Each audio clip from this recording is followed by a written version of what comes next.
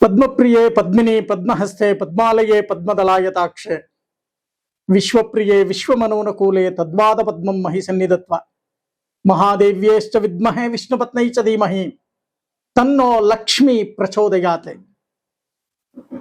ಸಮಸ್ತ ವೀಕ್ಷಕರಿಗೆ ಶ್ರೀಧರ ಭಟ್ಟಾಚಾರ್ಯ ಗುರೂಜಿ ಮಾಡುವ ನಮಸ್ಕಾರಗಳು. ನೀವೆಲ್ಲರೂ ಆರೋಗ್ಯವಾಗಿದ್ದೀರಾ? ಕಷ್ಟ ಕಾರ್ಪಣ್ಯಗಳಿಂದ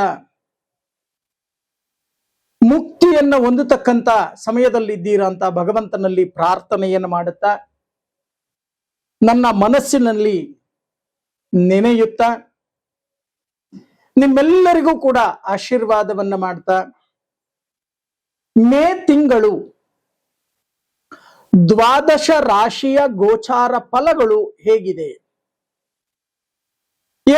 ಮೇ ತಿಂಗಳಲ್ಲಿ ಯಾವ ಯಾವ ಗ್ರಹಗಳು ಯಾವ ಯಾವ ರಾಶಿಯಲ್ಲಿ ಸಂಚಾರವನ್ನ ಮಾಡ್ತಾರೆ, ಆಯಾ ರಾಶಿಗಳಿಂದ ಫಲಗಳನ್ನ ಏನ್ ಕೊಡ್ತಾರೆ, ನಿಮಗೆ ಅದೃಷ್ಟವೋ ದುರಾದೃಷ್ಟವೋ ಅನುಕೂಲವೋ ಅನಾನುಕೂಲವೋ ಇವೆಲ್ಲದರ ಬಗ್ಗೆ ಚಿಂತನೆಯನ್ನ ನಾವು ನಡೆಸಿದಾಗ, ಈ ಮೇ ಮಾಸದಲ್ಲಿ ಮಾಸ ಭವಿಷ್ಯದತ್ತ ನಾವು ಗಮನವನ್ನ ಕೊಟ್ಟಾಗ, ಇನ್ನು ಮಕರ ರಾಶಿ, ಈ ಮಕರ ರಾಶಿಯವರಿಗೆ ಈ ಮೇ ಮಾಸ ಬಹಳಷ್ಟು ಅನುಕೂಲಗಳನ್ನ ಕೊಡ್ತಕ್ಕಂತ ಒಂದು ಮಾಸ. ಈ ಮೇ ಮಾಸದಲ್ಲಿ ಬಹಳಷ್ಟು ಜನ ಬಿಸಿನೆಸ್ ಅನ್ನ ಮಾಡ್ತಾ ಇರೋರು, ಅದರಲ್ಲೂ ಹೋಟೆಲ್ ಬಿಸಿನೆಸ್ ಅನ್ನ ಮಾಡ್ತಾ ಇರ್ತಕ್ಕಂಥವರು, ಲಿಕ್ವಿಡ್ ಬಿಸಿನೆಸ್ ಅನ್ನ ಮಾಡ್ತಾ ಇರ್ತಕ್ಕಂಥವರಿಗೆ ಬಹಳಷ್ಟು ಲಾಭಗಳು ಬರ್ತಕ್ಕಂಥದ್ದಾಗತ್ತೆ. ಯಾಕೆ ಅಂತ ಅಂದ್ರೆ, ಮೂರನೇ ಮನೆಯಲ್ಲಿ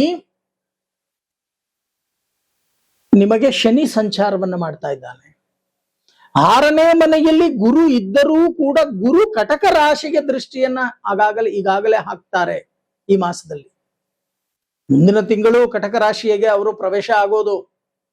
ಆದರೆ 3 ತಿಂಗಳ ಮುಂದೆ ದೃಷ್ಟಿಯನ್ನ ಬಿಡ್ತಾರೆ ಅಂತಕ್ಕಂಥದ್ದು ನಮ್ಮಲ್ಲಿ ಇರತಕ್ಕಂಥ ಪ್ರತೀತಿ, ಹೌದಲ್ವಾ? ಹಾಗೆ ಗುರುವಿನ ಒಂದು ಬಲವೂ ಕೂಡ ಲಭ್ಯವಾಗತ್ತೆ, ಹಣಕಾಸು ಒದಗಿ ಬರುತ್ತೆ. ಆದ್ರೆ ವೇಸ್ಟ್ ಮಾಡ್ಕೋಬೇಡಿ, ಸುಮ್ಮನೆ ಖರ್ಚು ಮಾಡ್ಕೊಳ್ತಕ್ಕಂಥ ಕೆಲಸವನ್ನು ಮಾಡಬೇಡಿ. ಅದರಿಂದ ಬಹಳಷ್ಟು ತೊಂದರೆ ತಾಪತ್ರೆಗಳನ್ನು ನೀವು ಅನುಭವಿಸಬೇಕಾಗತ್ತೆ. ಮಳೆ ಬಂದಾಗ ನೀರನ್ನ ಹಿಡಿದು ಇಟ್ಕೊಳ್ತಕ್ಕಂಥ ಕೆಲಸವನ್ನ ಮಾಡಿ, ಹೌದಲ್ವಾ? ಯಾವಾಗ ಬೇಕೋ ಅವಾಗ ಉಪಯೋಗಿಸ್ಕೋಬಹುದು. ಹಣ ಬಂತು ಅಂತ ಸುಮ್ಮನೆ ಬೇಡದೆ ಇರತಕ್ಕಂಥದ್ದು ಖರ್ಚು ಮಾಡ್ತಕ್ಕಂಥದ್ದು, ಉದಾಸೀನತೆ ಮಾಡ್ತಕ್ಕಂಥದ್ದು, ತಾತ್ಸಾರ ಮಾಡ್ತಕ್ಕಂಥದ್ದು ಖಂಡಿತವಾಗಿ ಬೇಡ. ಚೆನ್ನಾಗಿ ಅರ್ಥ ಮಾಡ್ಕೊಳ್ಳಿ. ಆಗ ಬಹಳಷ್ಟು ಅನುಕೂಲಗಳು ನಿಮಗೆ ಮುಂದೆ ಪ್ರಾಪ್ತಿಯಾಗತ್ತೆ. ಇನ್ನು ಆರೋಗ್ಯದ ಕಡೆ ಶೀತ ಸಂಬಂಧವಾದ ರೋಗಗಳು ಅಧಿಕವಾಗತ್ತೆ. ಸ್ವಲ್ಪ ಎಚ್ಚರಿಕೆಯನ್ನು ವಹಿಸ್ತಕ್ಕಂಥ ಕೆಲಸವನ್ನ ಮಾಡಿ. ಇನ್ನು ಭೂಮಿಯನ್ನ ತಗೊಳ್ತಕ್ಕಂಥವರು ಭೂಲಾಭ ಅಂತಕ್ಕಂಥದ್ದು ಕೂಡ ಕಂಡು ಬರುತ್ತೆ. ಯಾರ್ಯಾರಿಗೆ ಮದುವೆ ಆಗಿಲ್ವೋ ಮದುವೆ ನಿಶ್ಚಯವಾಗ್ತಕ್ಕಂಥ ಸಾಧ್ಯತೆ. ಗೃಹ ಪ್ರವೇಶವನ್ನ ಮಾಡ್ಲಿಕ್ಕೆ ಬಹಳಷ್ಟು ಹೋರಾಟವನ್ನ ಮಾಡ್ತೀರಾ. ಜೊತೆಗೆ ಶತ್ರು ಬಾಧೆಯೂ ಕೂಡ ನಿಮ್ಮನ್ನ ಕಾಡುತ್ತೆ. ಏನಪ್ಪಾ ಶತ್ರು ಬಾಧೆ? ನಿಮ್ಮ ಬದುಕನ್ನ ಸಹಿಸಲಾಗ್ತಕ್ಕಂಥವರು ಉಟ್ಕೋತಾರೆ. ಚೆನ್ನಾಗಿ ಅರ್ಥ ಮಾಡ್ಕೊಳ್ಳಿ. ಯಾಕೆ ಈ ಮಾತನ್ನ ನಾನು ಹೇಳ್ತಾ ಇದ್ದೀನಿ ಅಂದ್ರೆ, ಎಲ್ಲವೂ ಇದೆ. ಆದರೆ ಶತ್ರು ಬಾಧೆ ಅಂತಕ್ಕಂಥದ್ದು ಬಂದಾಗ ಇದೇ ಇರತಕ್ಕಂಥ ಆಲೋಚನೆಗಳು ಪ್ರಾರಂಭ ಆಗ್ಬಿಡತ್ತೆ. ಆ ಪ್ರಾರಂಭ ಆಯ್ತು ಅಂತ ಅಂದ್ರೆ ಮಾಡೋ ಕೆಲಸದ ಮೇಲೆ ನಿಗಾ ಇಲ್ಲ, ಬರ್ತಕ್ಕಂಥ ಲಾಭದ ಮೇಲೆ ನಿಗಾ ಇಲ್ಲ, ಇಲ್ಲದೇ ಇರತಕ್ಕಂಥ ಸಮಸ್ಯೆಗಳು, ಮಾಡ್ತಕ್ಕಂಥ ಕೆಲಸ ಕಾರ್ಯದಲ್ಲಿ ವಿಘ್ನಗಳು, ಇವೆಲ್ಲವನ್ನು ಕೂಡ ಅನುಭವಿಸಬೇಕಾಗತ್ತೆ. ಎಚ್ಚರಿಕೆ ವಹಿಸ್ತಕ್ಕಂಥ ಕೆಲಸವನ್ನ ಮಾಡಿ. ಆರೋಗ್ಯದ ಕಡೆ ಗಮನವನ್ನ ಹರಿಸಿ.